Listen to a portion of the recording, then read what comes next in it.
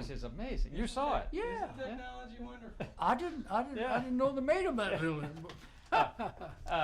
What about that streetcar? That wasn't there a streetcar that went from Gastonia to Charlotte? Gastonia to Charlotte. Yeah, and you could ride for a dime. They call it P&N, Piedmont P&N. Northern Railway, something like that. But it made 2 or 3 trips a daily, a round trip from Charlotte to Gastonia, because our wives would bring the kids over. We did a network show on a Thursday night at WBT, and the wives would bring the kids over on the P&N to see us do the night show, and then we'd all ride back together in the car. But and on the Mill Village there, the ice cream man would come around with a horse-drawn carriage selling ice cream there. And we were fortunate enough one day to have our oldest daughter, Yvonne, have her picture made up in the cab with the ice cream man. And that picture later became pretty popular with the folks there in Gastonia. Yvonne with Coletti, the ice cream man. Tony, yeah. You know him? His son is Tony. His son is Tony. Uh-huh. And Tony knows about this picture. He is, And believe it or not, we had a dope wagon came through the mill. not the kind of dope. Sold soft drinks and sandwiches and cakes. You could get a 16-ounce drink for a dime and a big old piece of cake for a dime. So that would be our meal. And you had to lay it down and drink a little and eat a bite and put up some ends on your frames and go back again. That's the way you had to do, because you didn't have a break. You worked straight through 8 hours. Well, that was one of the things that the workers were protesting against then, was what they call the stretch out, when they had to work so hard. Yeah. How hard you have to work? How hard? Oh boy, 8 hours. You just run. It got to, when we first went there, it wasn't too bad, but they kept speeding them up, and it got to where it's just you couldn't keep them up. And it was pretty rough there before we left there. I don't know how it got after that. Probably faster. We decided one night, we had talked to each other. For a long time, we couldn't put too much dependence in the music business, and we didn't know whether to quit our job over there or not. But finally, we got our salary from WBT and started playing a few personal appearances. So we decided we was going to quit. So I don't know why. It was a foolish thing we did. We both of us sat down there one night and went to sleep. Just let our frames tear all to pieces. It looked like a snowstorm. And our boss man come to us and says, "Look, guys, we know that you're pretty well situated at WBT in Charlotte now, but says, why don't you straighten up and fly right and work us a week's notice and quit in the good graces of the company." Said, "Who knows, maybe one day you might want to come back." So we did. We straightened up that mess that we'd gone to sleep and let happen, and straightened it up, and we were good boys for a week. We worked a notice. And I honestly believe if the plant was open, we could go back over there tonight and get a job and go to work. Because we liked them and they liked us, and we quit in good graces over there. The plant is open.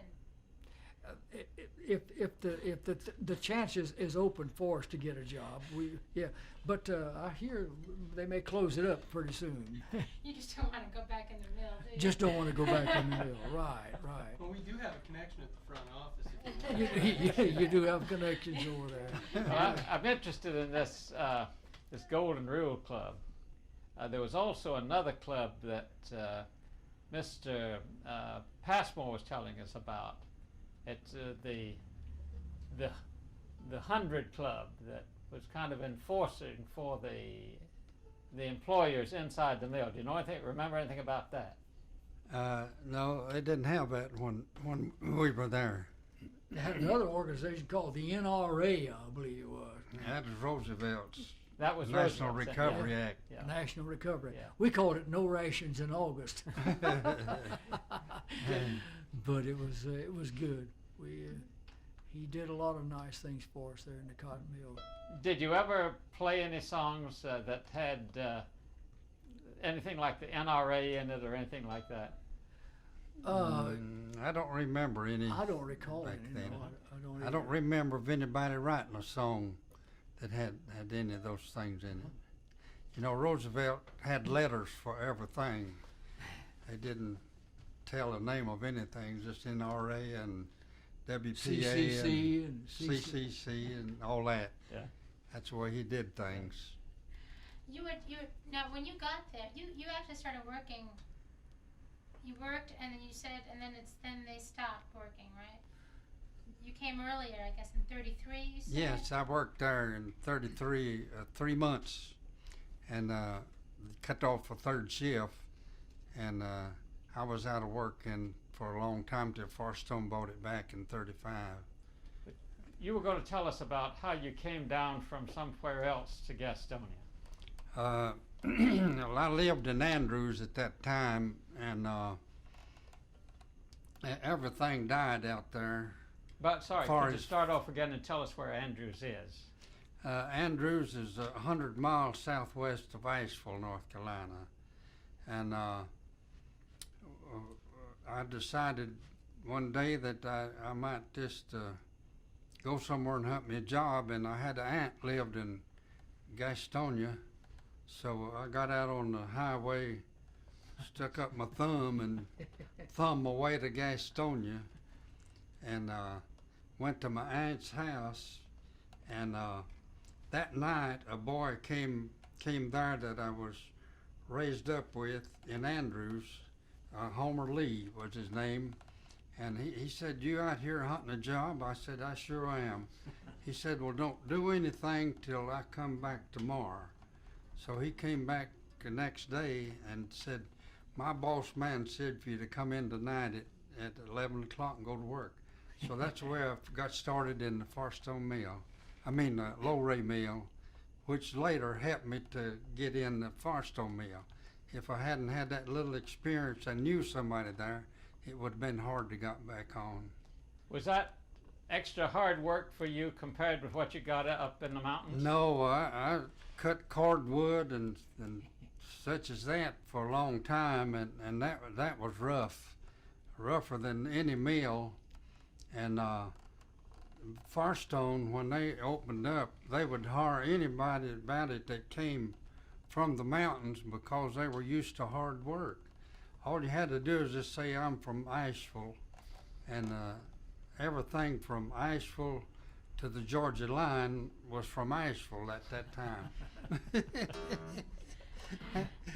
Now, you had said before it was so dead that you could have put tombstones up. Do you remember? The what? You said it was so dead in Andrews that you could have put. Oh yeah, they should have put up tombstones at each end of it because it was dead as far as any work was concerned. And I couldn't get in the CC camps because my father owned his home. And at that time, if your father was working and owned his home, a boy couldn't get in. It was really to help the ones that I guess was worse off maybe than I was. Now, while you were working there in the cotton mill, I think that's when they probably started organizing into a union the That's first right, yeah. time. Do you remember that? No, after the union was over with was when I first went to Low-Ray, which was Manville Jenks at that time. They had the strike in 29 and 30 and along there, and my cousin at that time had to leave the mill because they shut down on account of the union. They closed it down, and he came to Andrews, and he and I cut cordwood for quite a while. And one day I happened to see him walking, and there was holes in the bottom of his shoes because he couldn't make enough to keep his home up and buy him any shoes. So I loaned him $3 to buy him some shoes to work in, and then the mill started back up, and he left there and went back to Luray, and then in Andrews, he didn't make enough money to pay me back my $3. But after I went to Gastonia and went to work in the mill, I met him on the street one day, and he pulled out $3 and paid me. So that's the way it was in them days. Well, now this was music that had nothing to do with the movies, did it? You remember talkies came in about 1928, and a whole raft of people started singing, all those theme songs. You remember? Right. Every movie had to have a theme song, like Desert's Oh, yes. Love Song and Sailboat in the Moonlight and all those kinds of things. That's Yeah, when. if That's you was on radio, you had to have a theme song. yeah. And ours in Gastonia was I'm riding on my Savior's riding train. on my Savior's train. I started off like this.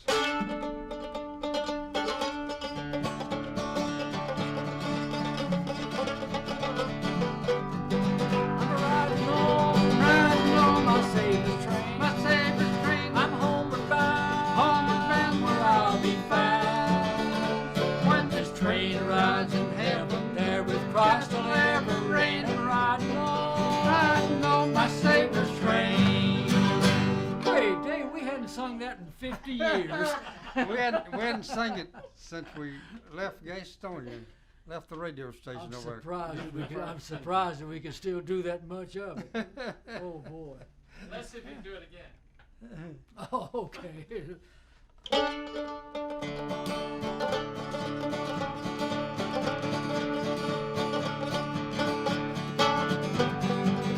I'm riding on my Savior's train. I'm homeward bound, where I'll be found.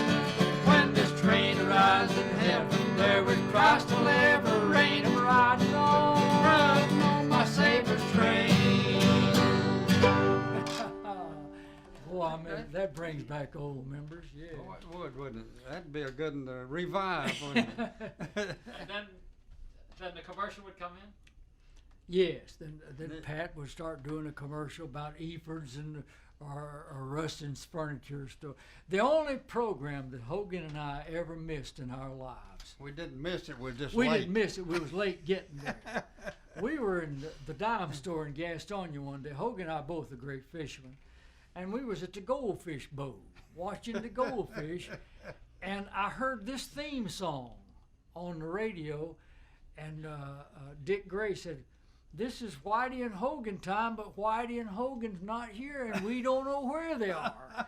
And I looked at Hogan, and he looked at me, and we was all the way across town from the radio station. We ran all the way to the window of Rustin's furniture where we were supposed to be playing, and then we were out of breath and couldn't do a thing except. I had to rest a while before we could sing. That was So the only time Dick that Gray we had ever to do a lot failed to of be on talking. time. But you were performing in the store. In the window, Yeah, the window show window. at Rustin's furniture store in Gastonia. We could run faster than we could now. Yeah, wouldn't we? a whole lot faster. Well, I'm going to show you a picture of Gastonia in 1934 and see if you can spot the furniture. Okay, Oh, all boy. right. 1934. I know where Rustin's and Hill was where you got your man. No, I got it from Jones. Jones. Yeah.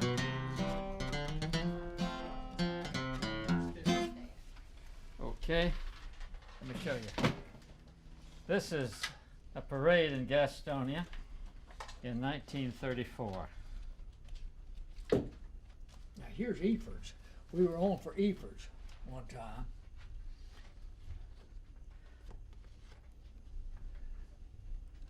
This is Rustin's furniture is in this other block down here, and Jones' furniture store was 2 doors above it. Yeah, Wasn't it? just a little ways from it. See, there's a street that crosses right here, Yeah. right there. And Rustin's furniture was in the next block down there, and we did the program in the window there. Now this is Labor Day in 1934, and there were about 5,000 people out. There, what about that? is something. But this was 1 year before we came, before I came to. And this is, Did you ever hear about that? Yes, I had heard about this, but it was a year before we came. now this is the way the parade ended in City Park. It is now called the Lineberger Park. Lineberger Park. That's right, yeah. What were they organizing, Manville Jenks again? Is that what they were doing? No, this was all over the area. Every mill in All the mills Gaston in County and at boy, that time had a local. that was a lot of mills over there. There are a lot of mills, yeah. Uh-huh. And so this is, we're going back to find out all about how and why this happened. Uh-huh. Yeah. Now these people tell me that there was a band that was playing with this. We talked to a fella, not a string band, but a regular band. And we talked to a fella who played the drums at the head of this. Floyd Todd could have been in the band. He was the owner of WGNC. Floyd Todd was, and he was a musician. Played in I believe he played in the Swine Band or played in some band there. But when Hogan and I went up to take our audition for to get a program on the radio station. The factory, Manville Jenks didn't have a band itself, did it? No. No, I don't think so. No, I they don't didn't think have so. a In band. some places, mills did have bands. Uh-huh. In But- fact, we talked to a fellow the other day who he admitted he wasn't too good a worker, but he played the horn very well. And his foreman Yeah. loved this band. Uh-huh. So he hired him on because he could play. Well, Firestone had a little group there, remember Hogan? Heavy Alders did Blackface and in their little gazebo right there in the park in front of the Firestone Mill. On Saturdays or Sundays, they would have a little concert there. At one time, my brother, didn't he, honey? Ed played the horn in the band there. Firestone did. And that was sponsored by the mill then. Yes, and this was before. It was before '34 even. A long time ago. Yeah. I think the high school had a band there too. Yes. Did Manville Jenks have a baseball team? Do you know? I don't know if they did, but Firestone had a football team. We played on that. They Firestone they would have a softball tournament, and our thing over there then during the 35s and the 40s was junior baseball.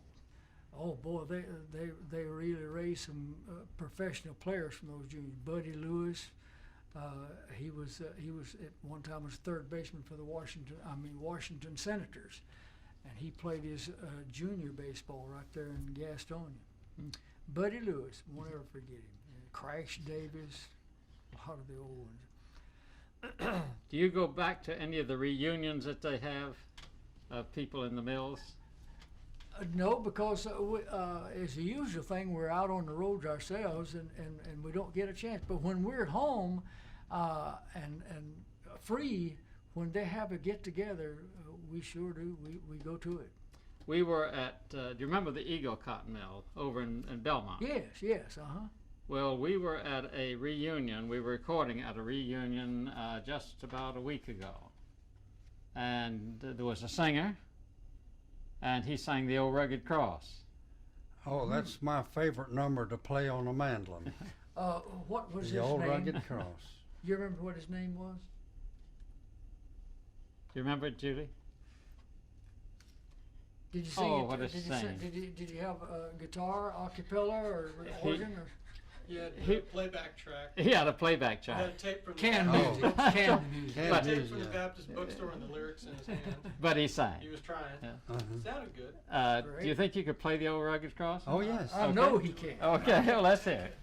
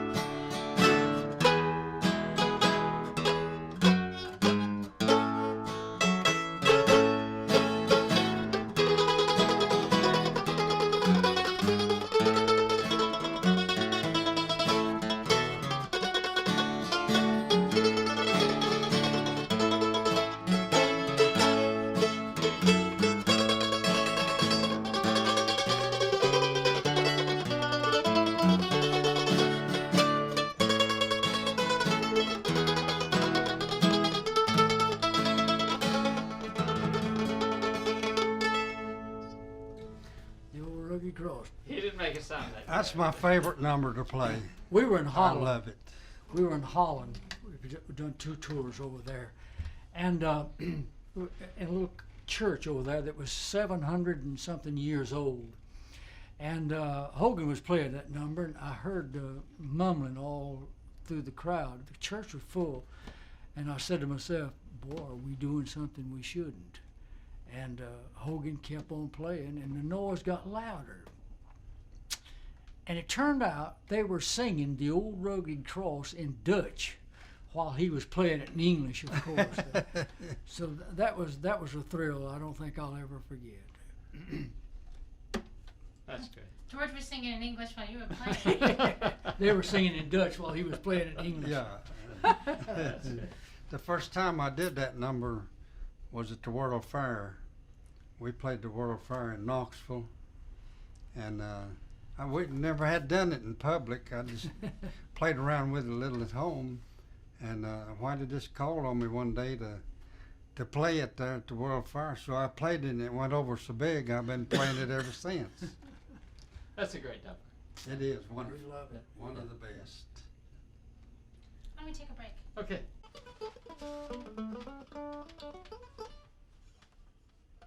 Take a little bit. Doody. Where's the radio? Okay. Okay.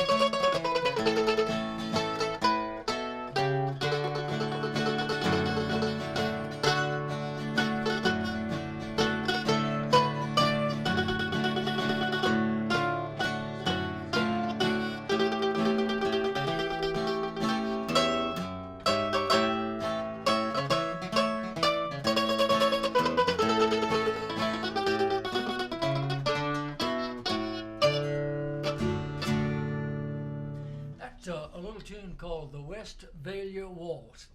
It's a little German waltz. We was doing that one time out in western North Carolina, Andrews, and there was a little cripple boy jumped up on the stage and sang the words to that. And we still don't have the words to it, but it's a beautiful, beautiful waltz. And I don't have any trouble with it because it only has 2 chords. How did you get your name? How's that now? How'd you get your name? How did we get our name? Well, that's a long story, but I'll tell it to you.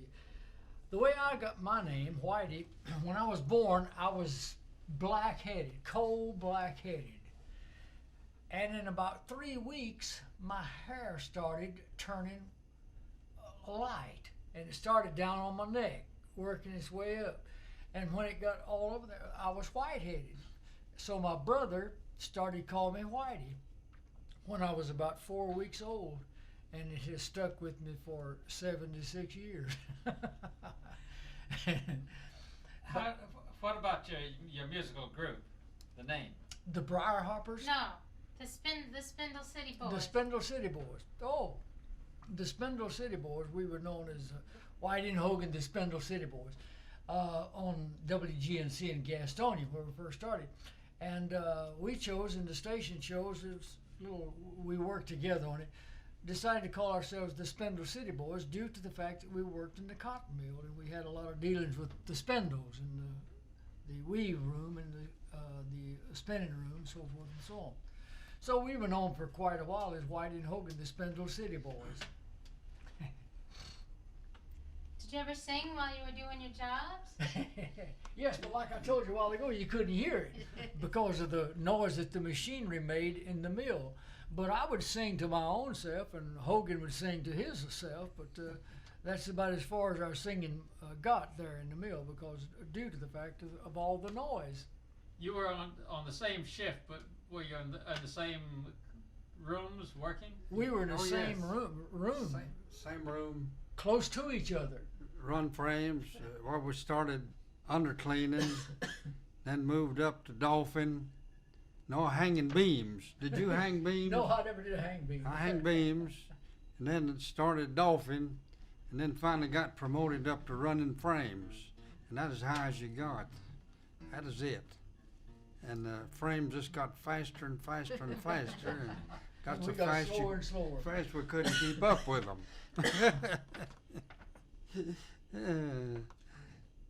What kept you together? I mean, usually when you have two performers like that, and each of you of star quality, the group breaks up. Well, we both loved music, both loved the type that we were doing, and we had two good wives that liked it, and they encouraged us to do it, and that helped us to stay together all these years.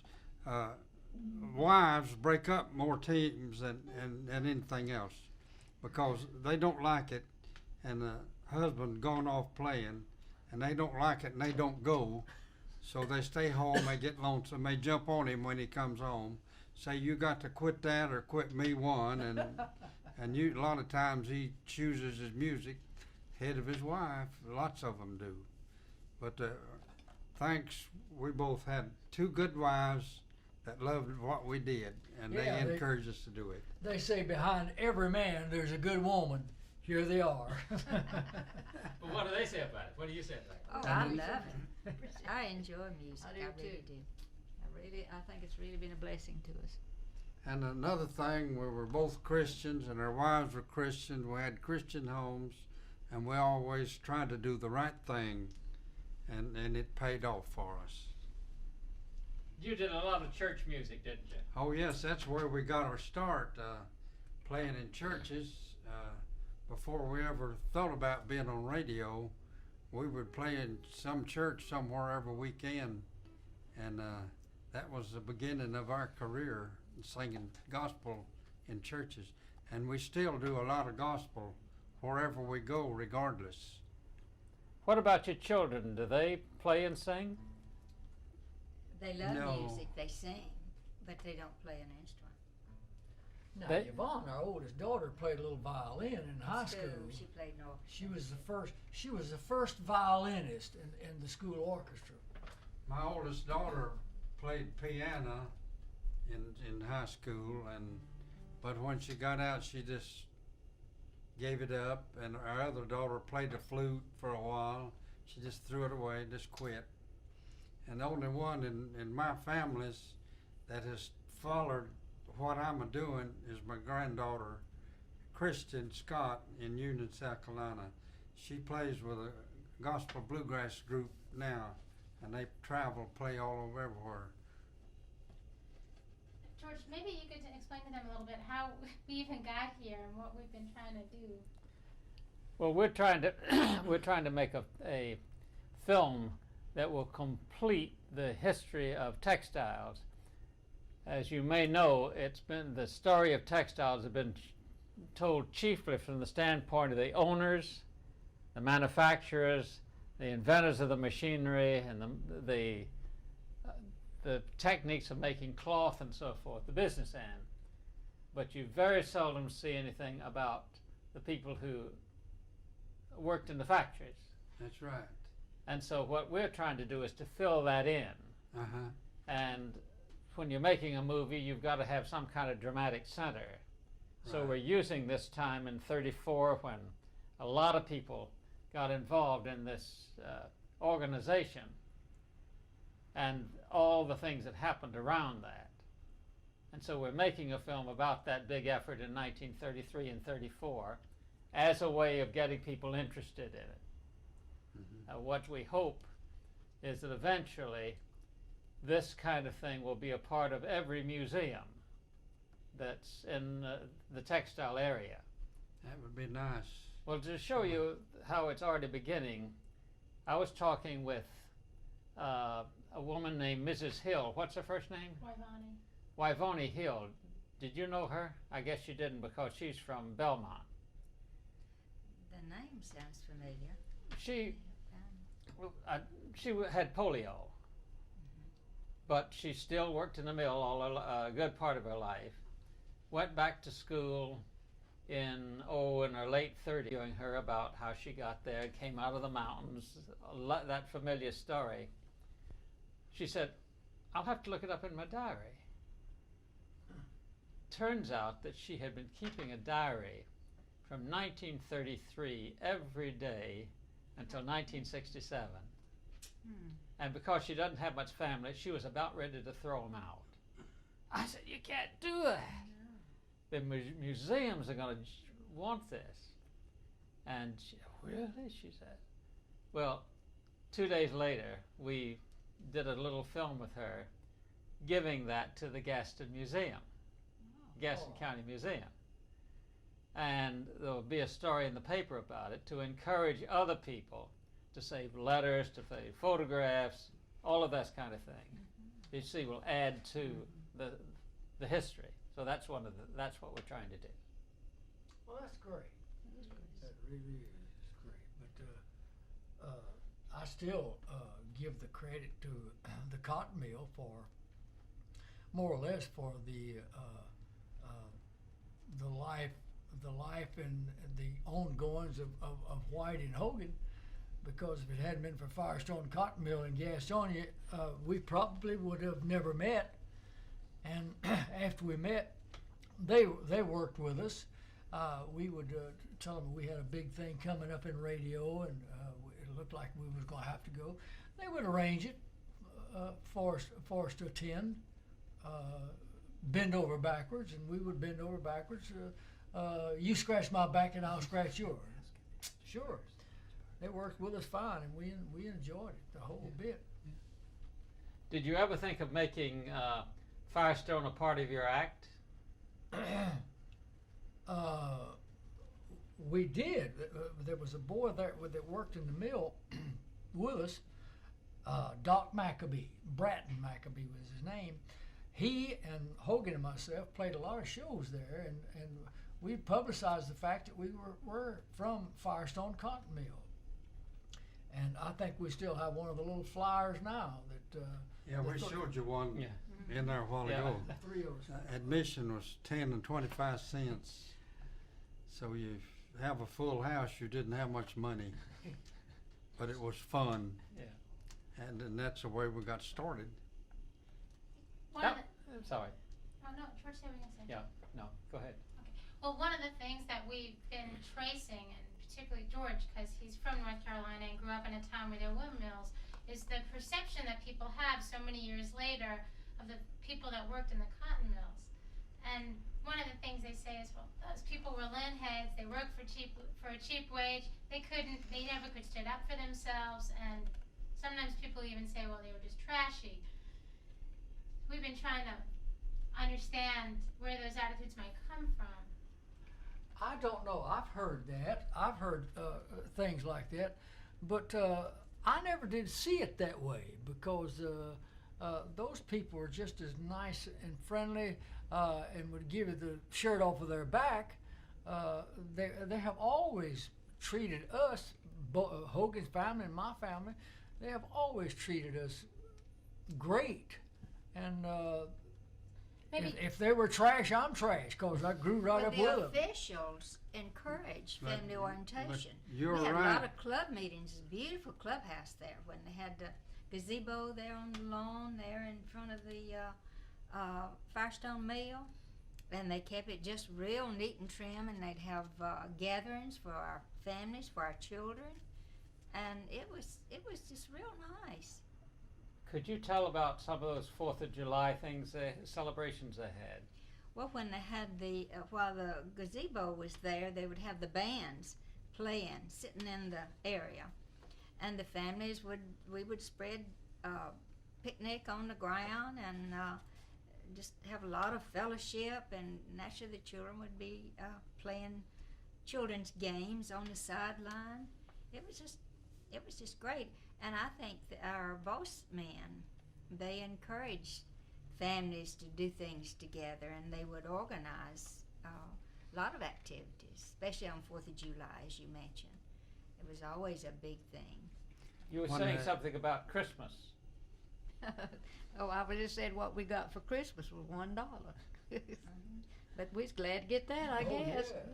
Well, they was working 1,700 people, so that was $1,700 they gave away, which wasn't bad. Later years, Evelyn and I worked in Highland Park, which was textile.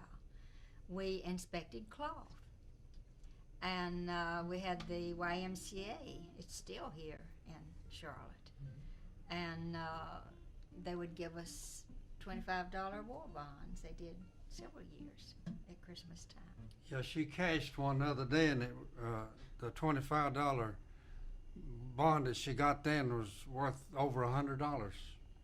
It was And 30. It accumulated that much interest in 30 years.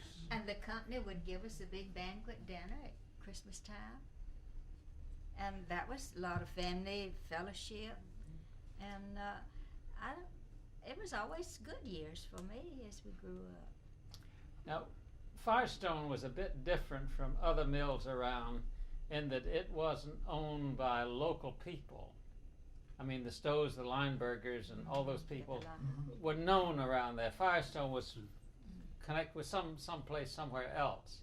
Did that make any difference? It No, didn't seem to. no, it didn't. It didn't make any. And it didn't make any difference with the way we felt towards the other cotton mill people, and I don't guess it made any difference in the way they felt toward us.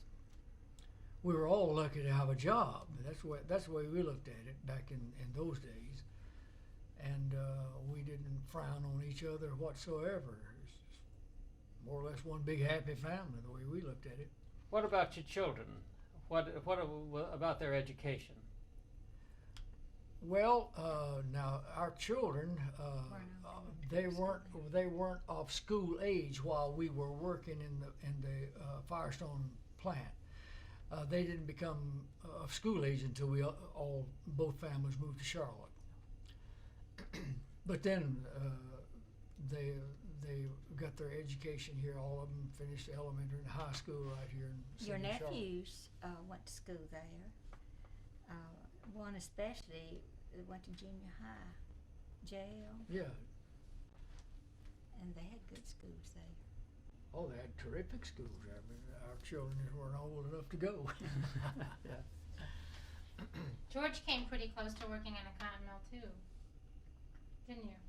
Well, what was happening was that I had a paper route. You too? Yes.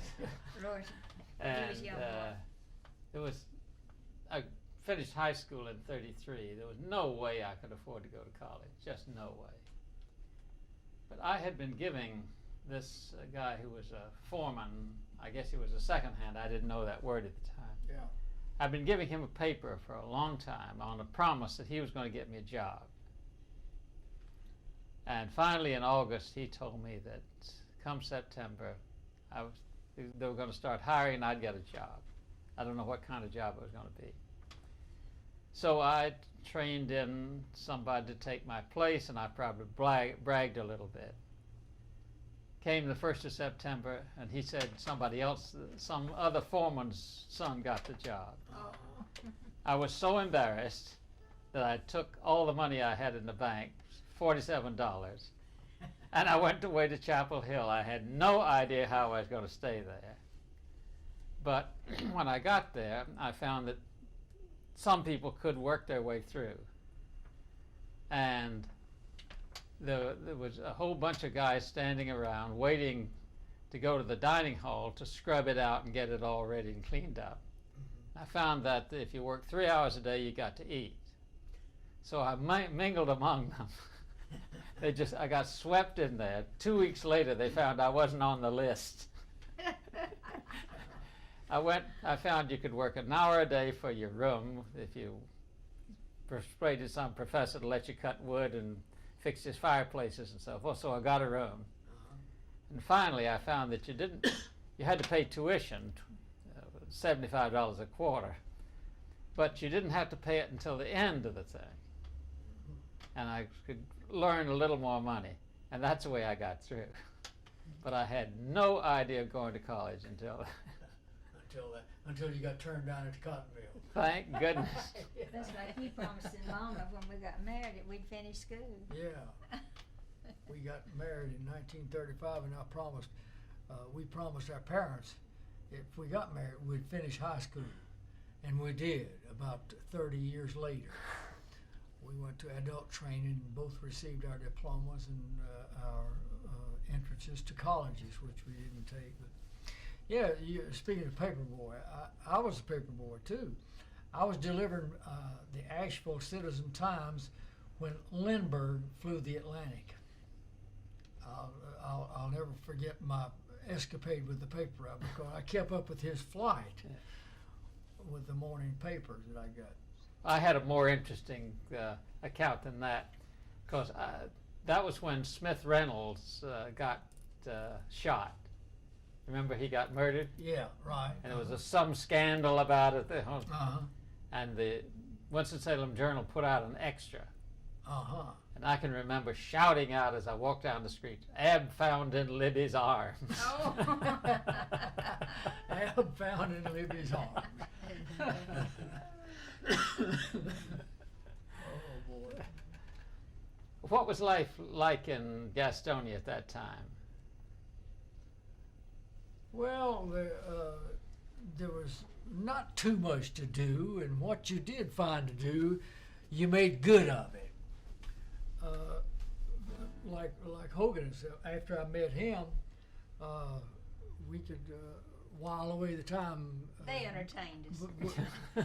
We entertained each other and entertained them until it come time to go to the mill to work, and then that was 8 hours there. And then when we'd come home, we'd eat a bite and sleep a while and get together and play some more. But there wasn't too much to do. On Saturday, you could go see Gene Autry or Roy Rogers and hear their songs in the movies, and then go home and try to sing like them, try to impersonate them. But wasn't too much to do. But as time went by, we were able to buy a radio and a phonograph combination.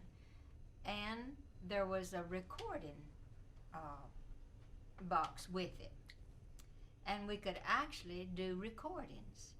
And the different bands that would come in, their friends, the old hired hands, and different friends who came in that made music, they could sit and play, and it was like wax. As the needle would cut the grooves, it would leave a curl all around it. Looks like a bird nest. And we have some of those records yet.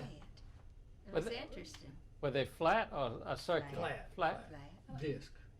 And those were recorded in the Cotton Mill Village? Yes. Mhm. In our home, we had it there at the Cotton Mill Village.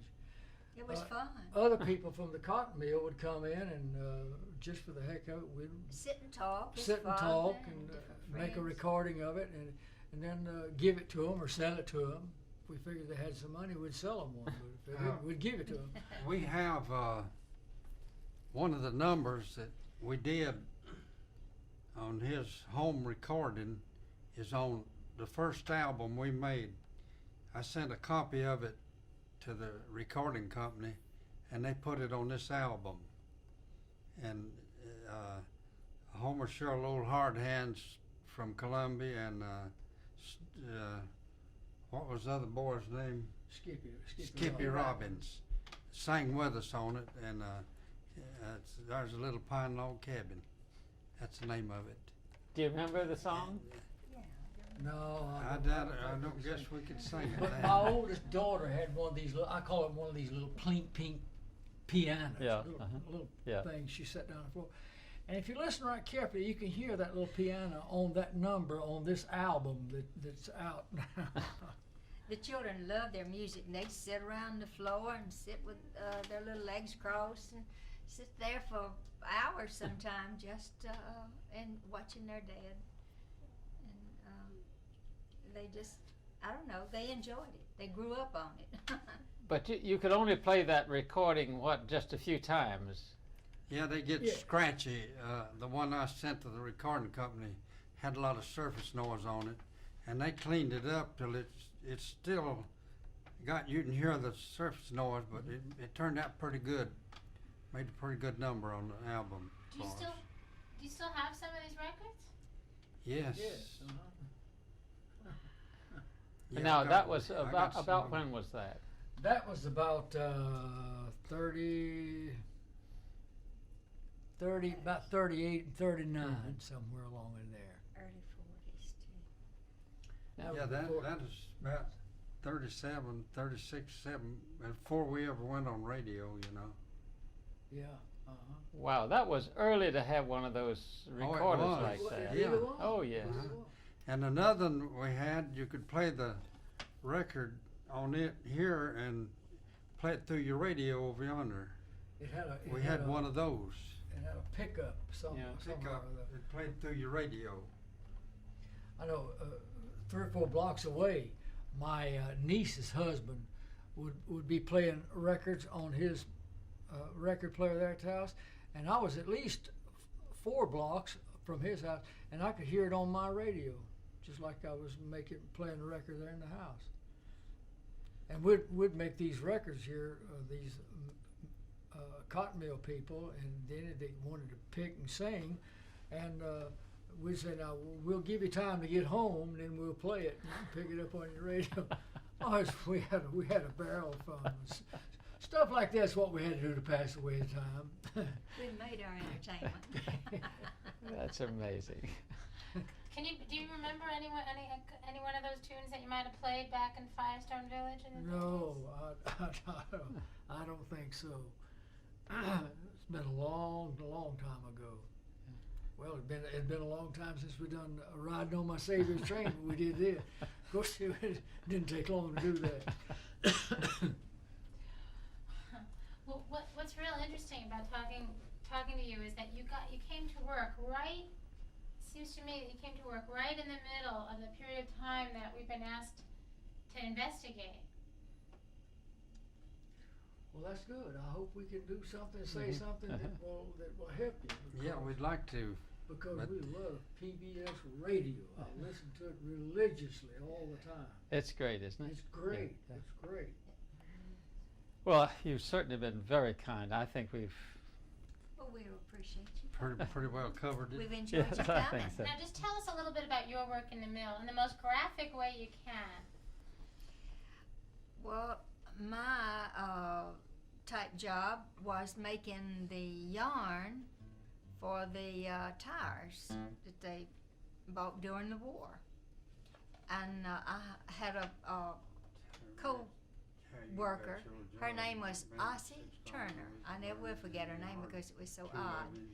But it was fun working with her because she was such a nice person, and we just shared our work together, and it seemed like the time passed off fast. It was hard work because we had to be on our feet continuously.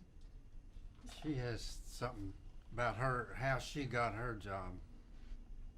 Well, Talk up. when I got my job, they would usually hire 2 and keep them 6 weeks training period. And at the end of that 6 weeks, one of you would go. And like Polly said, it was hard work, and I went home one night and I just cried. I thought sure I was going to get laid off, but I didn't. I was the lucky one that got to stay. But I worked for $6 a week, and that was learning, and that's as hard a work as I ever done in my life. Now they worked you six weeks and then replaced you with somebody else. Well, they hired 2 people, and I guess whichever one they thought made the best hand. That's why I thought I was going to get laid off. But I was the fortunate one that got to stay. But it was a good life. It was a good life. The interesting thing about it, they trained you. When you applied for your work, if they thought you were suitable for that type of work, they would train you, as you said, for 6 weeks. And then if you qualified for the job, they would keep you. So we qualified, and we worked for several years until they went to work for WBT. And then when we moved away, naturally, we went with them. And then later on, you got a job completely away from the cotton mill, didn't you? Both of you. Yeah. Yes. What did you do after that? Post office, yes. Hogan and me, we went to work for the U.S. government in the postal department, and we both retired from the postal department. 21 years. I was with the postal department for 21 years. How did you both manage to end up in the postal department?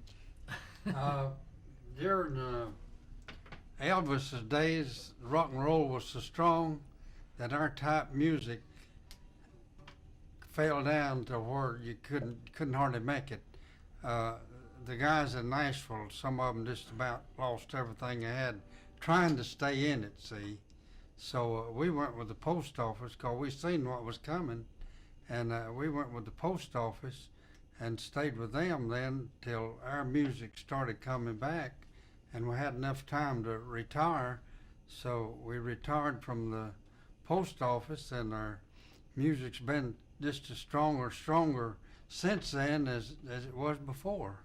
It's coming back. It's strong. really coming back. It isn't did, Yep, yes. Yep. Would any of your records play now on this? Those records Sure. that you kept from back in the 30s? Sure. Do you know who it was? Yes, I don't think it- his, they won't. Yeah, I don't think that's going to be of good enough quality, though. Yeah. Okay, I think we've kept you long enough.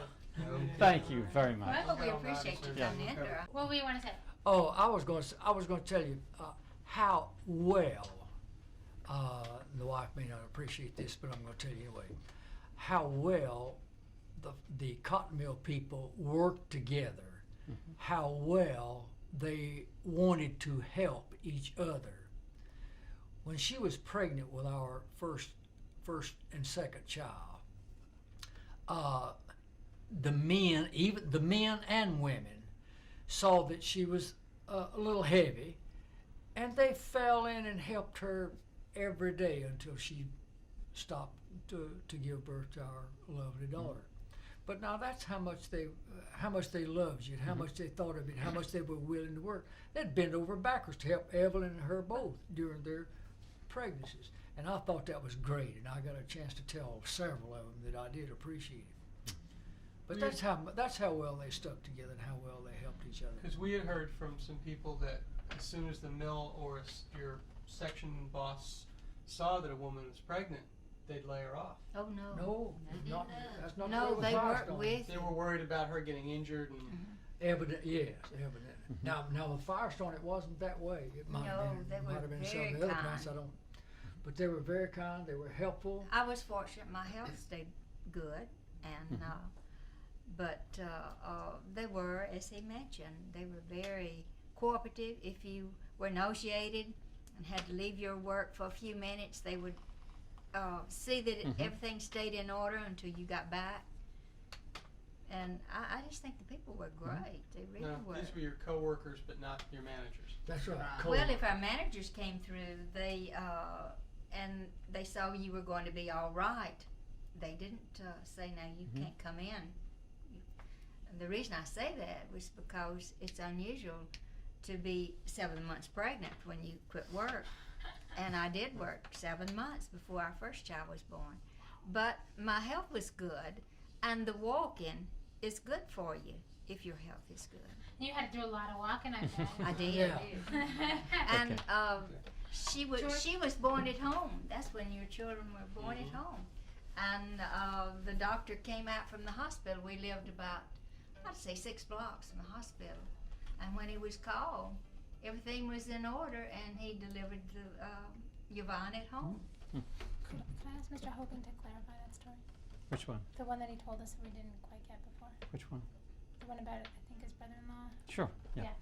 You know, one of the things that we've been asked to do by the Humanities Councils is to sort of look at history and how people remember it and how people experience things.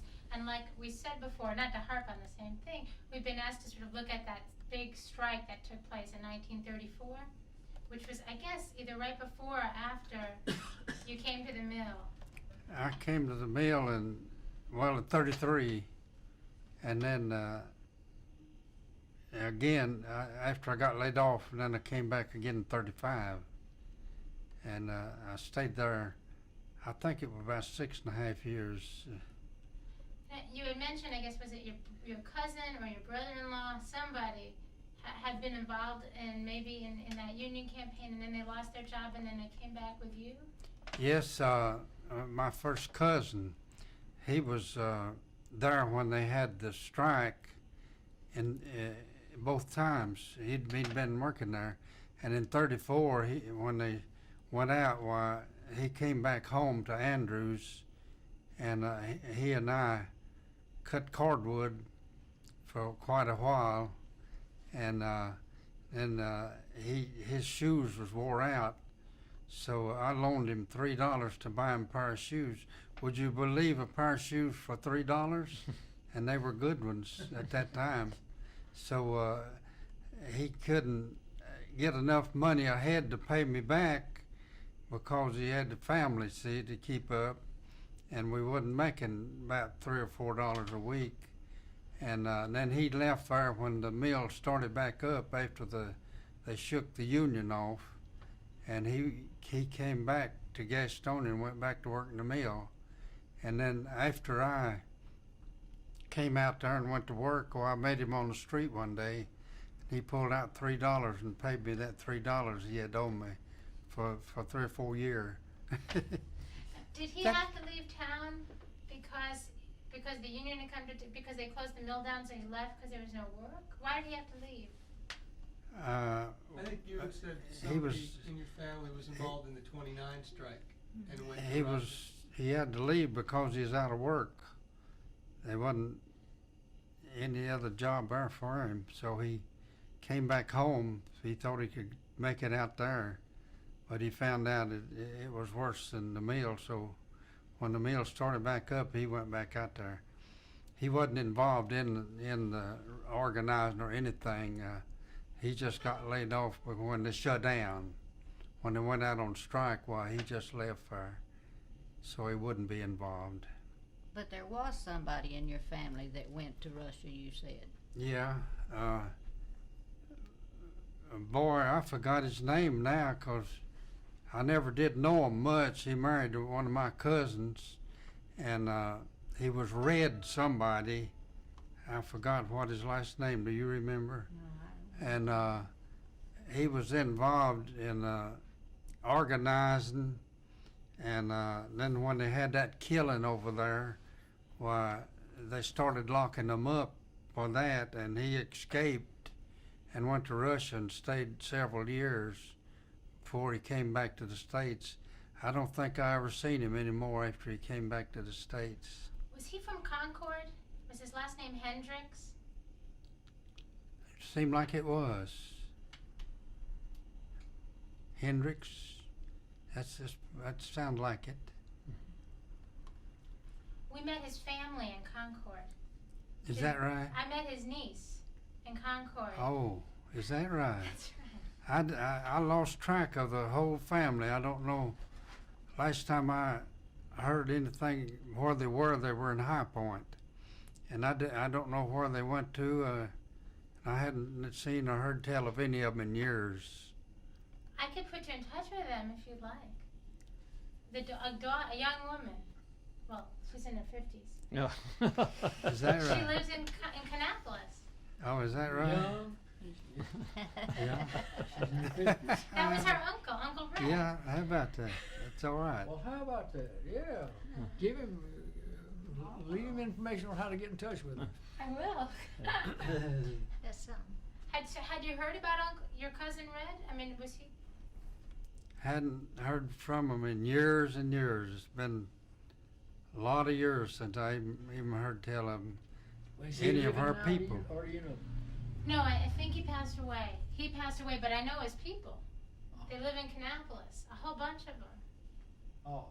And they all remember him real well, so they must be your cousins. I don't know. I wouldn't know. But, you know, wherever we go in Gastonia, we've been trying to find the history of this organizing in 33 and 34 and what happened. Yeah. People just talk about 29. Evidently, the killing of the sheriff, you see, was such a shock to people. Oh, Polly and Evelyn was involved in Adderholt a. was his name. Adderholt. Idaho, yes. Idaho. The sheriff of Idaho, that's right, yeah. Was the policeman that got killed. Yeah, yeah, Adderholt yeah. was his name. Polly and Evelyn was involved in a strike in a cotton mill one time. You want to tell them about it? Well, it was It was a Wilkes. lace company. It was a lace company. I don't know whether you call it a cotton mill or not. It Is was it what lace? Wilkes-Barre Lace Company. Well, Yeah. And Wilkes-Barre. Yeah, we joined the union and then we had Okay. a strike. And, well, it didn't last long. 2 or 3. How many weeks, Polly? 2 or 3 weeks? About 3 weeks. Yeah, like that. And they would give them baskets of food. Yeah, good food. Staple food. They were well taken care of for the 3 weeks that they was out on Flour. strike. But you know, they didn't last long after that. The No. company didn't. They went They out of moved business. back to Wilkes-Barre, Pennsylvania.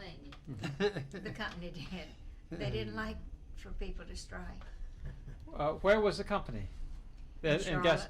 In Charlotte. In Charlotte. That's it. Between here and Gastonia. About when was this?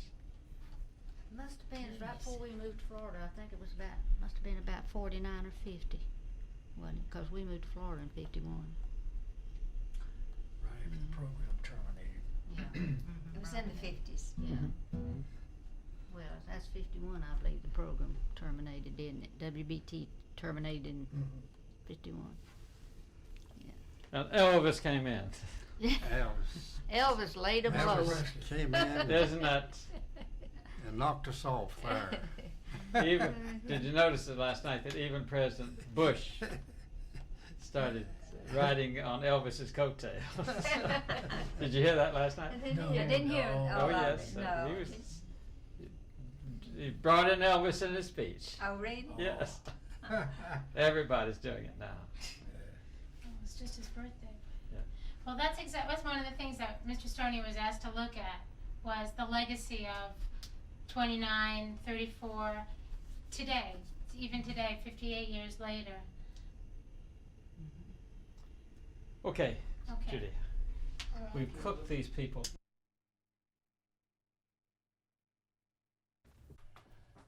And my son is the First Union Bank is down there.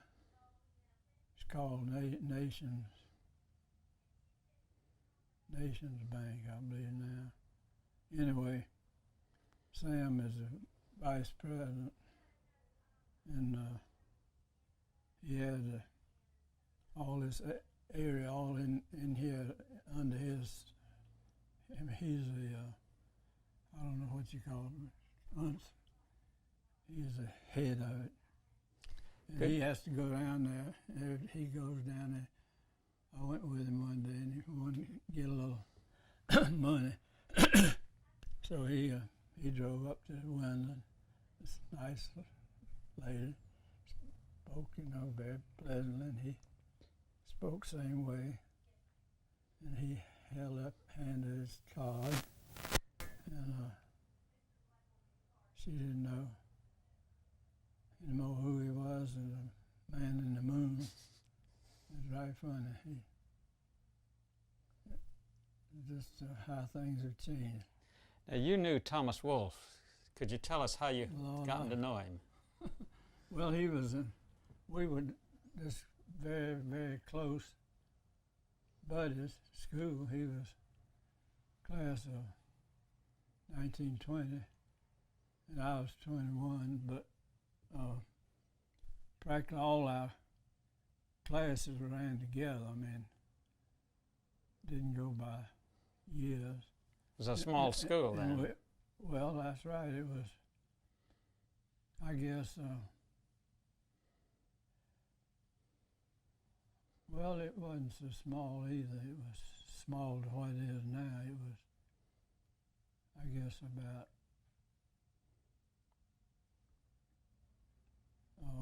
2,500 maybe then.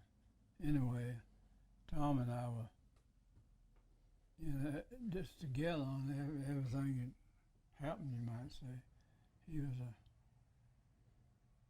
this got him there. He's got a grin on him that he just tell he's up to something right there. Did you write for the Tar Heel? I was it more or less. I wrote many a time after I'd have to be up in the middle of the night getting something done, and have to rush it over to Durham. It was quite a time. Well, tell us about this room. Well, this is my work too. This was a little side porch. It came, it was sealed right straight across under that. Well, those rafters were the rafters were just like that, except it was sealed straight across. And then I decided to make this a room, and I had to, pulled all that out, and I had to have something to hold the roof up. And I put those cross books, they go into the wall, to the top of the wall there, and they're bolted down, and then took the ceiling out, and just made a room. And this was just a yard came up here. I decided to make a room and built this on, and I laid the bricks and everything. Put them there, sort of. I left them. How old were you Right. when you laid those bricks? Oh, that was in the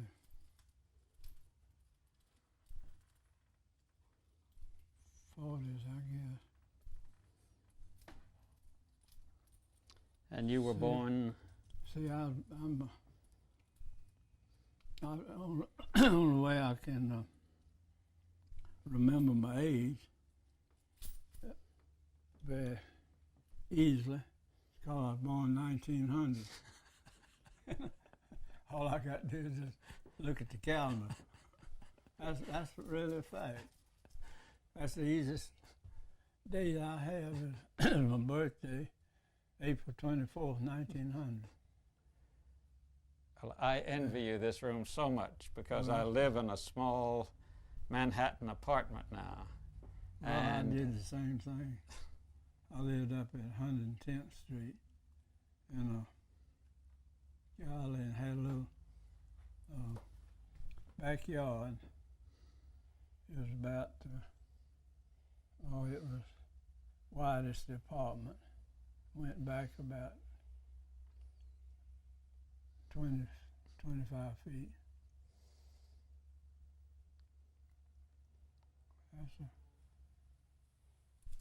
Were you going to Columbia then? No, I never did. I never went anywhere but Carolina. But I was going over there, and I was in on a lot of the things that were happening, anything interesting. See, I was living right on top of this thing. That was a pretty exciting time to be in New York. Yeah, it was.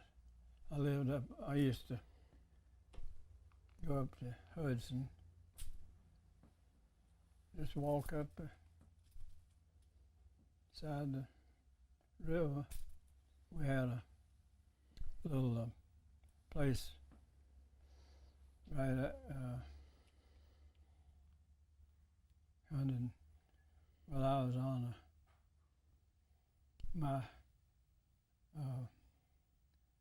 steps is on right at 110th Street. The subway stop was 110th. I got off there and came up to the surface and walked up 3 blocks, 113th. And then my door went in right there. And I understand it's still, I haven't been up there in years, but say it's still, somebody told me it's still there and still an apartment. I suspect it is.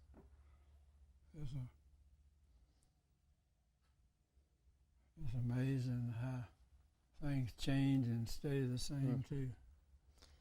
Do you want to show me your big room in here again? Yeah, I'll be glad. Okay. Go right here.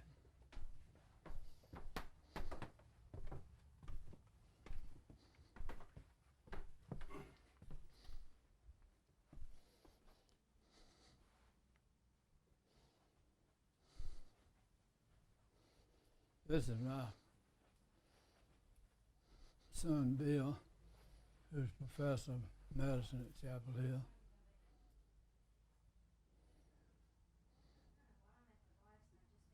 And these were my 2 sisters and brother. I'm the last one living of the whole crowd.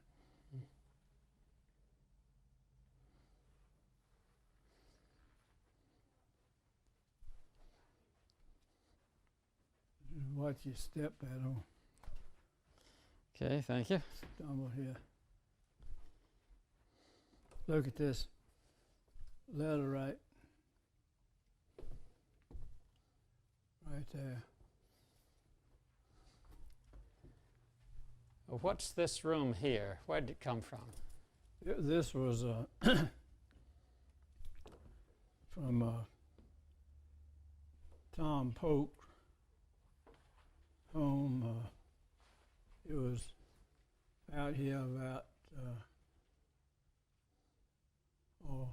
3 miles.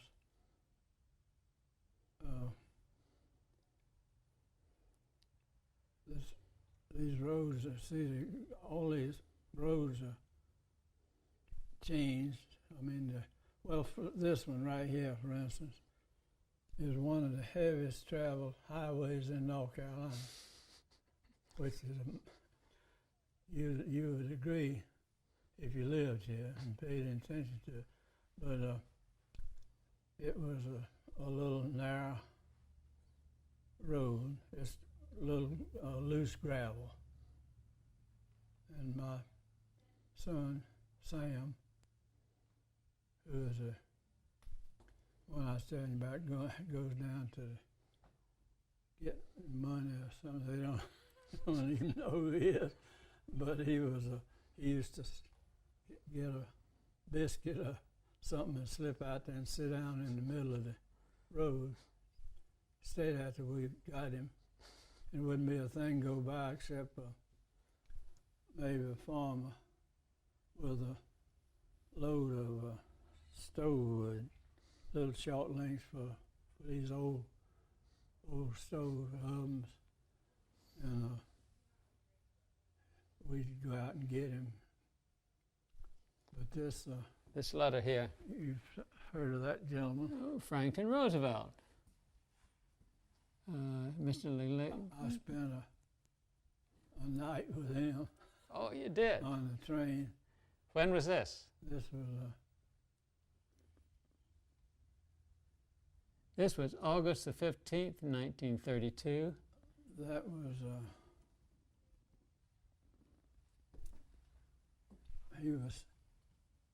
we were trying to get him to Charlotte for the 20th of May. And something, I don't know, well, he explains it there. Anyway, he wrote me this letter. And I was on the train going to Raleigh to, he was going to speak over at the State Fair. And I was covering it for the Observer. And I got on the train and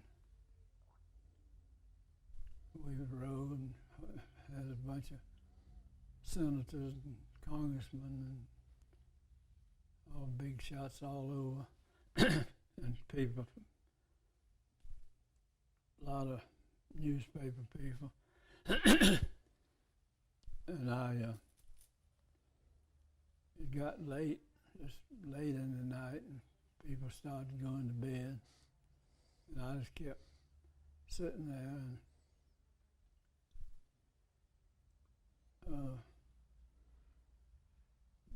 then I finally gave up and went back, and he was in the same shape I was. We sat there and talked, right? Our knees just touching. I got a good look at him. He had tremendous muscle in his arms, just like a blacksmith. And then his legs, nothing from his knees were just great big hunks on bone. The flesh just went down, about like that. But we sat there till finally he got in, and we got up. Went that morning, and I saw him several times after that. He was a character. Well, this is in August 1932, August 15th. This was before he became president. He was running. That's right. This is from Executive Mansion in Albany. He was governor. Dear Mr. Blythe, first let me apologize for an unfortunate misunderstanding by which your telegram was laid aside for a reply and subsequently lost sight of. Since the occasion for which you wish my telegrams of answer has probably passed. I am writing to you now instead. You may be sure that I did wish to visit Charlotte, and that I should like nothing better than to meet again my many friends in your city and state. However, I shall have to answer you as I have answered others. My plans for the future are entirely dependent upon state business, and while I expect to do some speaking later in the fall, I cannot as yet decide upon my itinerary. This matter also has to be talked over with state leaders, the national chairman, and unfortunately the treasurer. I thought that last line was typical Roosevelt crack, you know. When you think all the money they're spending now and what they're traveling and so forth, this is almost archaic, isn't it? Coming from with all good wishes to my friends of Charlotte, and many thanks for your long continued loyalty, I remain yours sincerely, Franklin Roosevelt. yeah. That's a great letter. That is. I'm real proud of that. Yeah. Excuse me. Let me see who this is. My granddaughter did that. That's very nice. My mother did that picture there. The one far down. Yes. That's on the Shenandoah. You see that scene lots of places now.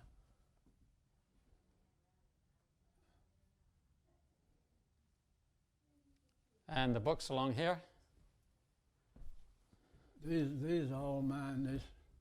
This row down to Tom's picture. Down? All the way down here?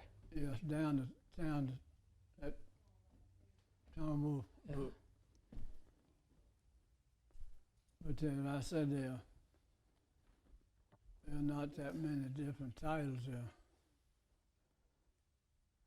I never have known, don't know yet, really how many. I have don't have the slightest idea of how many I've had published, how many copies.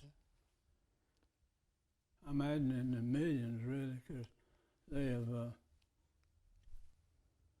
now, it is anything that old, with anybody as old as I am, protecting them. There's no problem to, just duplicate them. Well, I noticed it. There's, yes, ma'am, Miss G. Miss G, that's, what's this? That's, Who was Miss G? she was a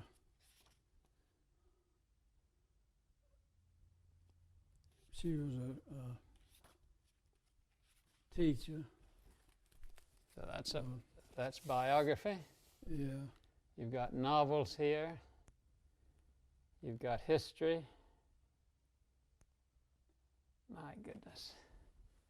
Well, what I'm interested in mostly is about some of your writing for the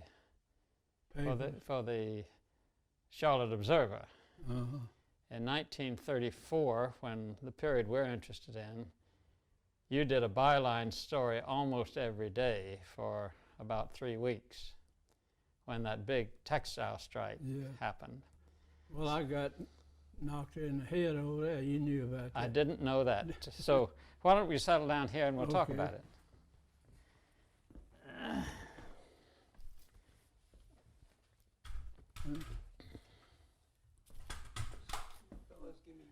Okay. Okay. Not as fast as you guys. Yeah. all right.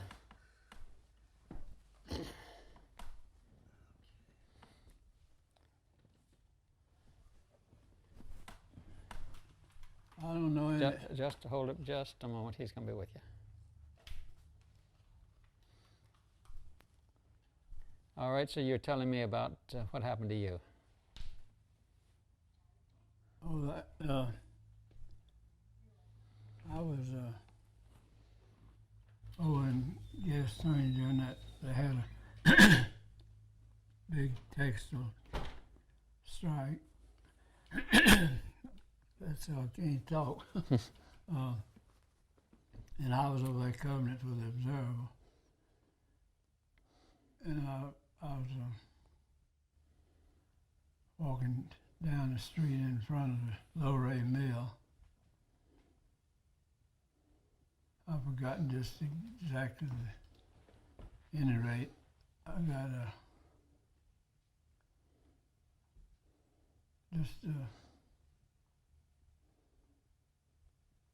knocked out. Fell out. It was a guard. He claimed that I was going to assault him or something. Anyway, just a hullabaloo. And anyway, he came across, just gave me a butt stroke with a rifle, and just knocked me out into the. I just cut a loop and went out into the street on my head. Got banged up a little, but I jumped right back up, and they took me and put a patch on me.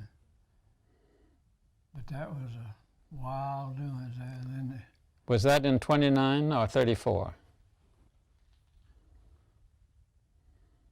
it was right at the 20. Now, 29 was when Idaho got killed, and 34 was when all the mills came out. Yeah. Well, this was.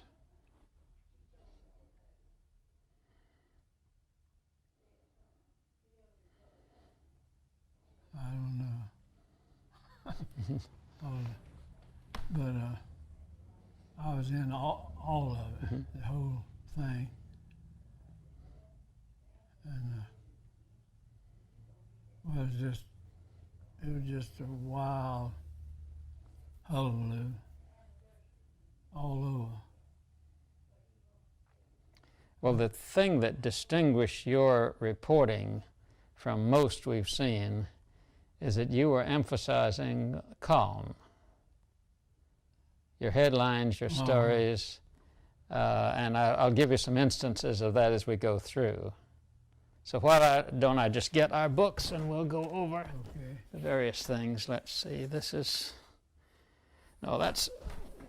Have you got okay.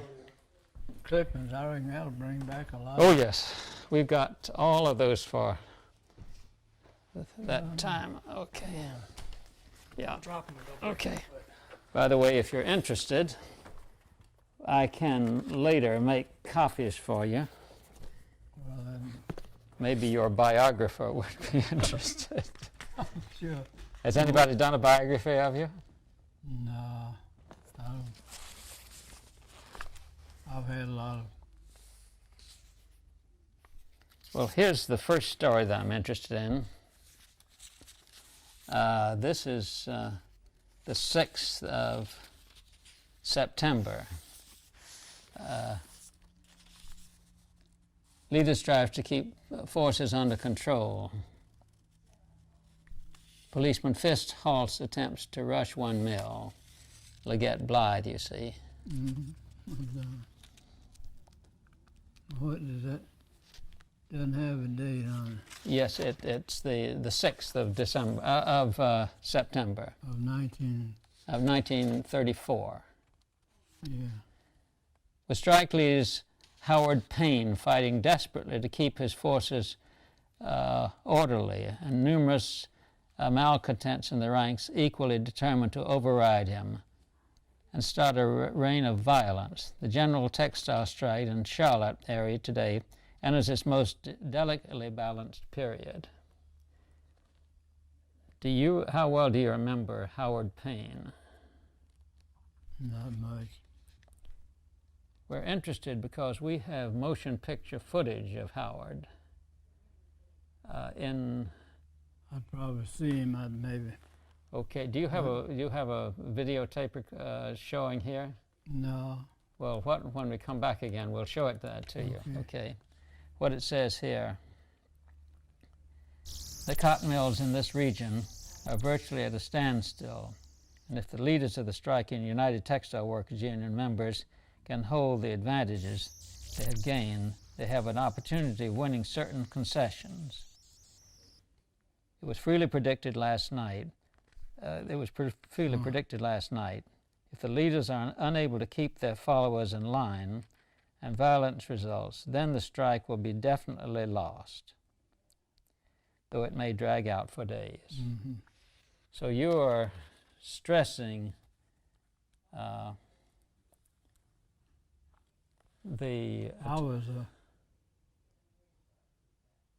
was right in the middle of all the stir. One I hadn't gotten knocked off. What was your relationship to all of the organizers before this strike happened?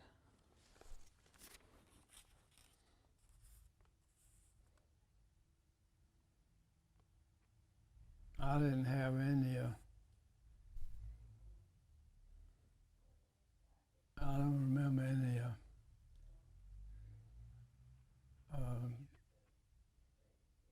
important tie-in. In fact, I just don't remember any of it as far as relationship, except just as a newspaper man covering it. Were you a labor reporter who covered all the organization before the strike? Well, I covered everything that was done in the strike, anything to do with the textile. I was the one that wrote it. And I don't know now just what all it was. It was just a hullabaloo a lot of the times. But I was only on the paper unless something come up that I'd have to go somewhere else or something, and somebody else would, stand in for the day. But I was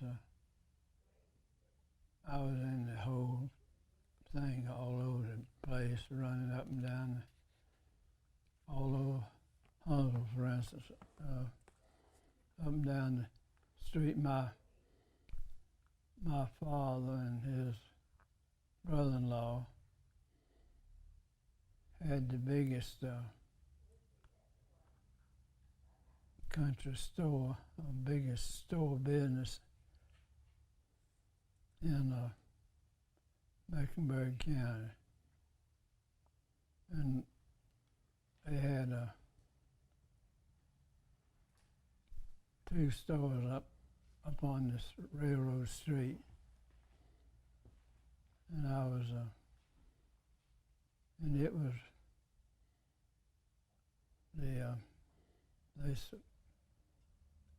all the people on the Mill Hill, they call it. That's another thing to talk about, the Mill Hill. That's how much respect it got, when Ben did that, they fed them. And now,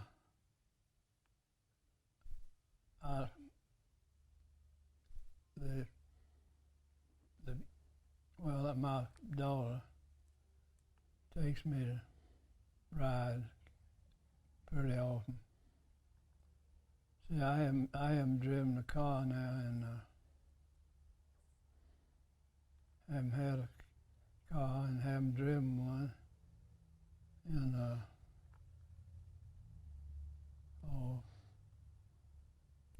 last car I had, I guess, was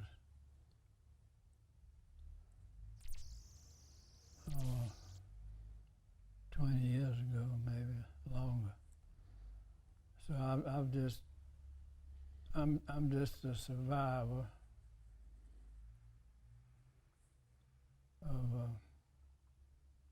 of all this stuff and just remember, you know, the most, I guess you might say the most vicious or whatever the word is. It was pretty dangerous, and I still remember I got knocked smack across the sidewalk out into the gutter over at Gastonia with the butt of a rifle. Fella came around like that and just laid me out. But Now, we attempts to keep the peace. well, I did all the time. I tried to calm the thing because it was and I was right in the midst of it. I could really had just a terrible thing going if I'd just told the thing like it was. Really, I told it like it was, but I told it in a calm way. Well, that's the thing I noticed between you and Associated Press reporter, whose name, let's see, I've got it here. You and he were on almost every day, and his name was, let's see, J.M. Roberts. Eddie Roberts. You know him? Oh yeah, he was later.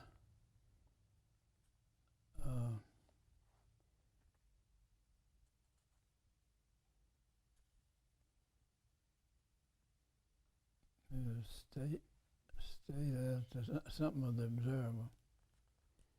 Well, he was writing for the AP then. Yeah.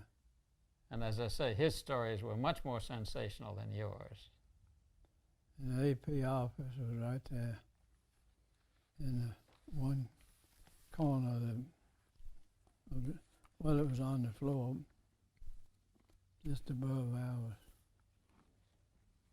Now, here's something you say about Payne.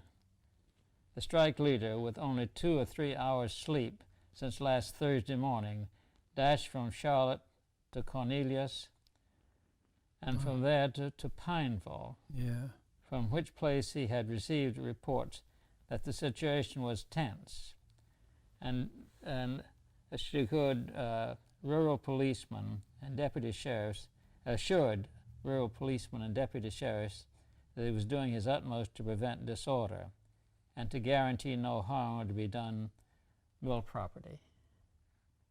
I think I was in the bunch that went down there too. I was in on all that stuff. Now, we've heard a lot about flying squadrons. Could you describe those?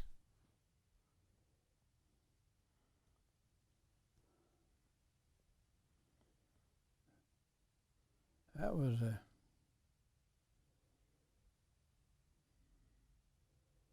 I think just the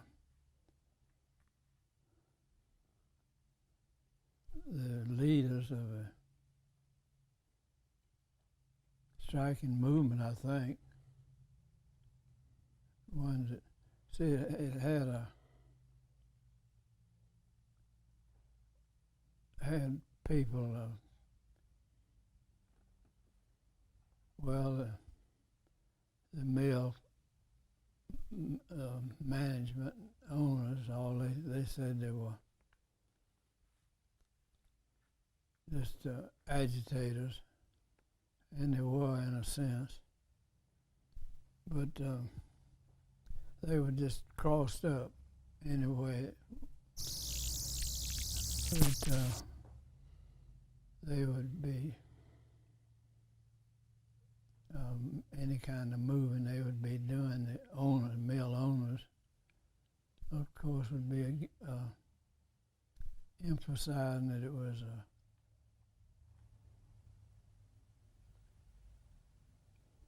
just illegal, just terrorizing deal. I remember the feeling and all that more than I know the details of it, but it was and it was all through the whole textile, and this was this Huntsville at that time, for instance, was a Huntsville High School, and now there's not even a high school north of North Mecklenburg. Huntsville then was the highest ranking educational community in Mecklenburg County by far. The only thing ahead of it was Davidson College. And and it was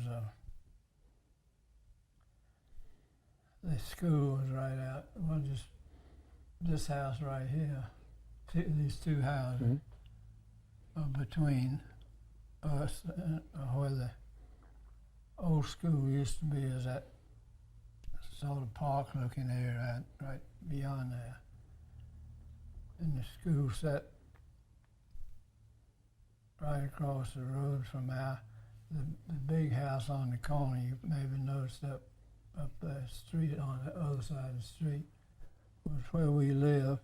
And I moved there. In fact, my parents built that house, and it was 9 rooms. They were,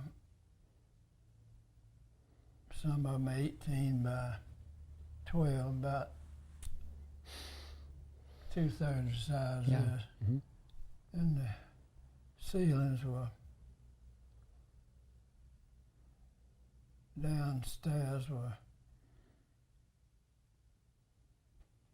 9, let's see, 9 feet, I believe 8 or 9 feet, and upstairs a foot lower than that. And it's all hardwood, oak, and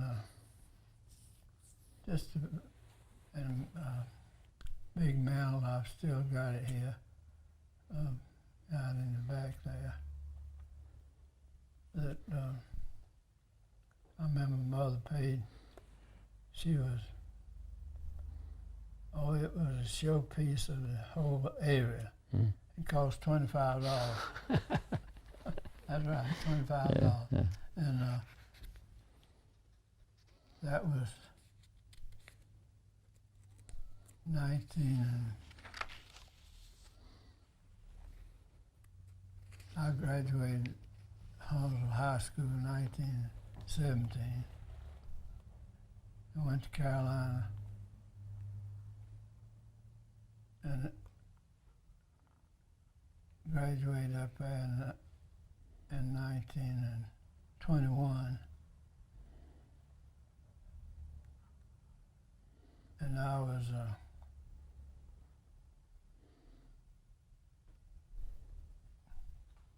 I guess there was about 300 of us graduated, maybe. But that was a huge class then. And now what they have, 20. Yes, it's 15,000. people not having all those babies now. Yeah, that's true. Well, down in here, you say some people who had come out in Shelby, for example. Remember, Paul Christopher was a leader, and they'd go to Kings Mountain and go around the mills and make a lot of noise and try to get people to come out. Yeah, that's right. And there was And a big, they did, of course. there's a big controversy about was that. Curiosity. Oh yeah. And the papers were generally very. Take the Observer was very conservative. It's nothing. I mean, today's Observer is it's just got nothing to do with appearance or anything, except they kept the old type of a headline type and general appearance of it, but that's the only thing that even resembles the old Observer. You say that the papers back then, the Observer was pretty conservative. Oh yeah, very much. Very conservative. Well, now your coverage was so even-handed that let me get another book and I'll show you. So that let me get the other here. So that a few days later, there was a letter from a textile from somebody praising you for your even-handedness. Now let's see if I can find that. Let's see. Where did you get all these things? Did you go to the Observer? No, we got it from the archives, the state archives, who let us. We copied it from the Xerox. But this is what it says. Let us appreciate the Observer's fairness. To the Observer, I should like to express my appreciation of the policy of the Observer in connection with the present strain and stress incident to the cotton mill strike. The public may not have a full an appreciation of the responsibility of the press in such times as those it ought to, and it is gratifying to see the spirit of fairness to both sides of the factions at variance in this emergency. We have followed with interest and gratification the work of your reporter, Mr. Blythe, who has been on the scene here at Pineville, and whose narratives have been consistently just to the strikers, who greatly appreciate his spirit of fairness and tolerance. Reverend E.O. Cole, pastor of the Methodist Church of Pineville. Yeah. Well, that's right. I mean, I tried to, and I did cover the thing the way it should have been. There's no propagandizing on it. You notice here, this is on the 7th. Local strikers calm as neighbor state seethes. Disorders are on wane over this territory. And that's your story. Oh, you really covered this. And we have it in big type so I could read it. Disorders are on the wane over this territory. And again, your organizers visit Pineville but hold entirely decorous meeting. Gastonia section remains calm, as does area covered by Springs Mills, which are closed to prevent possibility of trouble. Repetition of 1929 tragedy considered unlikely. Now, why were you referring to 1929? That was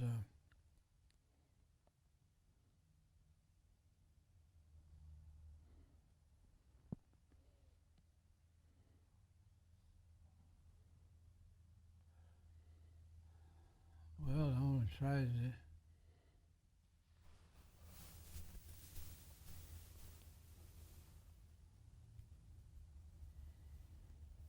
It's just a general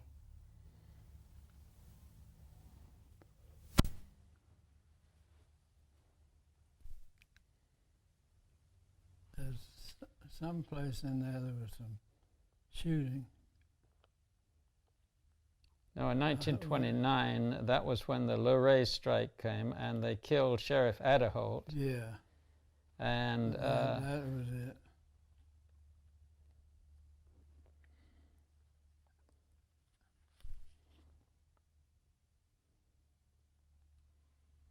Yeah, I remember that.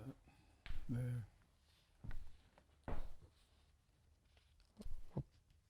People, even now, when we're working in Gastonia, people always bring up that 29 strike and when Chief Adderholt got killed. and that seems to have set their attitude towards everything else. Well, it did. What you say here is interesting, talking about Pineville. 5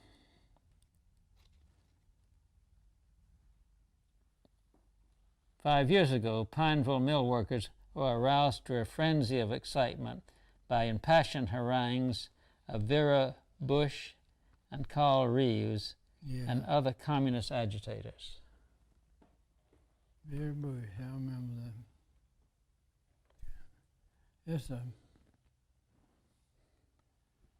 This is amazing to me. Now I'm right in the spot that these people were that I was writing about. That's right.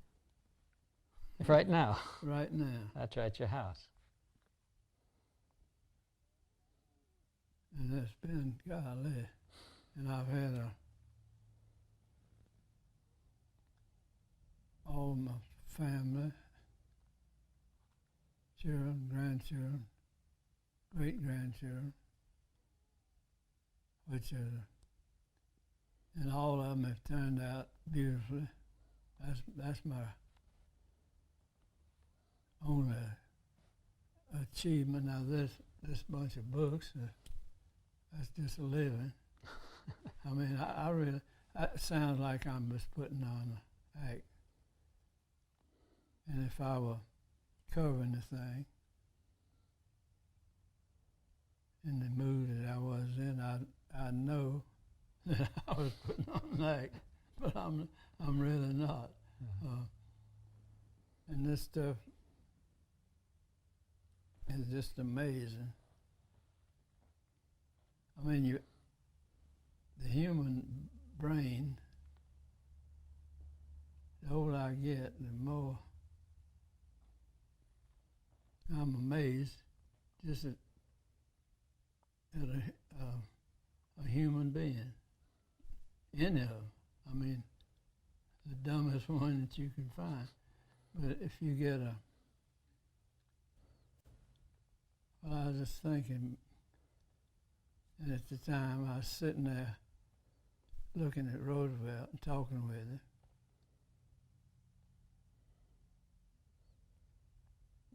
But he was probably thinking the same identical thing I was, about how amazing the times were, what a situation he was in, and what would happen if this happened or if this other happened. And he probably went through the same situation that people that have written about him did. And yet lately, well, I was just trying to think. I asked Evelyn, and she's the most amazing character that I have ever seen. Who's this? Esther, my wife. And she takes me as a very, very ordinary child that she's got to look after and make behave. Well, which is true. I mean, I am. I've been her child since first moment I saw her. She is the greatest character of all the Roosevelt. None of them are comparable to her as far as characters, or any other way that I've had an experience with. And because she takes me just as I am.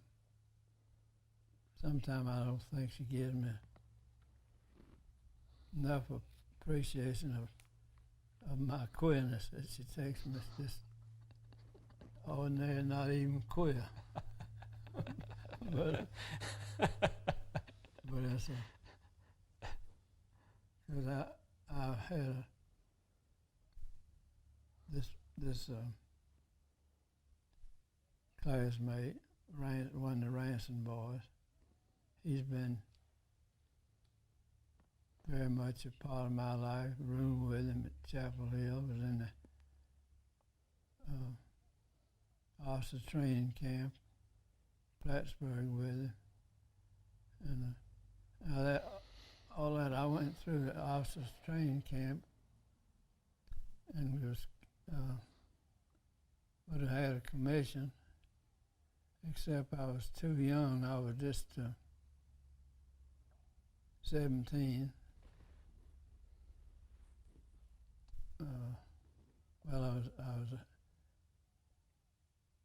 I turned 18 up there, and they weren't commissioning anybody under 21, but they gave me a certificate of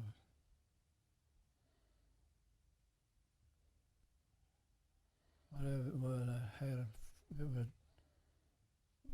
document just like a commission, Mm-hmm. all that, but sent back to Chapel Hill, which everybody laughs about, and I do too. Just an instructor in bayonet fighting. imagine me instructing bayonet fighting. And I had to pass all this stuff to get it, you know. Yeah. I'm the most innocent, looking at it a certain way, I'm the most innocent character that I've ever interviewed, because I'm just out of place everywhere I was in. I was one of I've never known who was the top ranking senior in all our class at Chapel Hill. I was one of 4 or 5, and none of us knew, and none of them was really any higher in the grades probably than the others. But I cover all that stuff, and I can't cover myself. That's the funniest thing. Well, now, it wasn't